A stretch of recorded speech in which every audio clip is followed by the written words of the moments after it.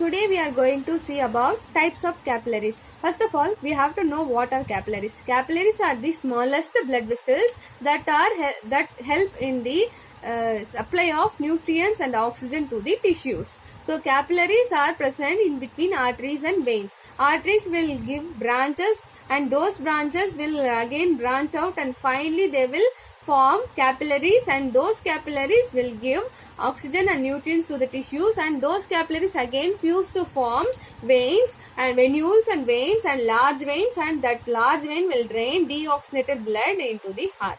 So coming to the types of capillaries, there are three types. First type is continuous capillaries.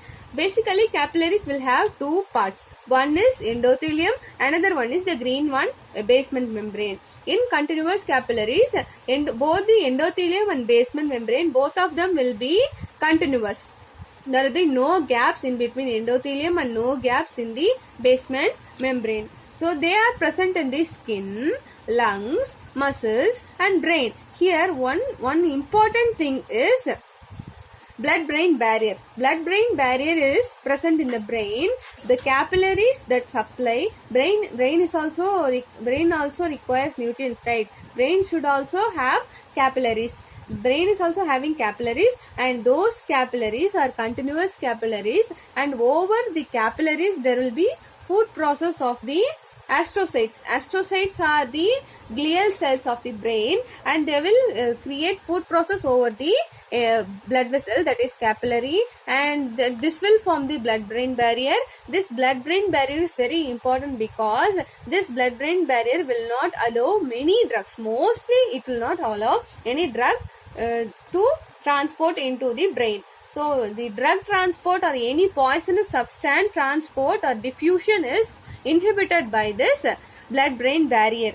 Because of that reason, to inhibit the transport of toxic substances and drugs from blood to the brain, the capillaries present in the blood-brain barrier are continuous in nature. So here then comes the question, how the nutrients are transported. Brain also requires oxygen and nutrients, right? So these oxygen and nutrients from blood to brain is transported through transport channels and transport pumps. Otherwise, drugs and poisons are not having any transporters or channels in the basement membrane or endothelium or food processes of astrocytes, so they cannot be transported into the brain. Majority of drugs are not transported, but lipid-soluble drugs like lipid-soluble compounds like alcohol can easily diffuse because they are lipid-soluble. They can easily pass through the cell membrane, and basically all cells are made up of cell membrane. Cell membrane is made up of lipid, so lipid-soluble drugs can easily pass through the blood-brain barrier. Otherwise, all protein drugs or polar drugs or water-soluble drugs cannot get diffused or cannot get transported through the blood-brain barrier because of the tight junctions present between the astrocytes. Also, at the same time, endothelium is also having tight junctions, so the drugs cannot be transported or any other toxic substances cannot be transported from blood to the brain. So here neurons are most sensitive to harmful substances that circulate in blood. Blood-brain barrier protects the neuron from these harmful agents. Next type of capillary, that is fenestrated capillary. Here there will be fenestations present in the endothelial cell, but the basement membrane is continuous, but there will be discontinuous endothelium. Endothelial cells are discontinuous, but the basement membrane is continuous. These are present in the glomerulus because glomerulus is having capillaries, and those capillaries must have the capillaries in the glomerulus must have some fenestations to do filtration of the blood.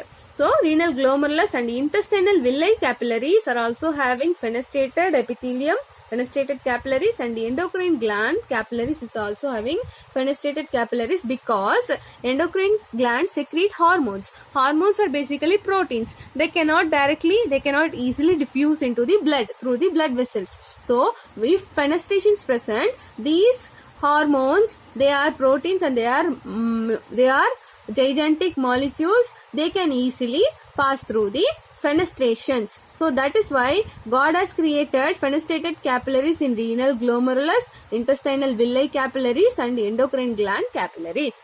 Coming to the next, third type, that is the last type of capillaries, discontinuous capillaries.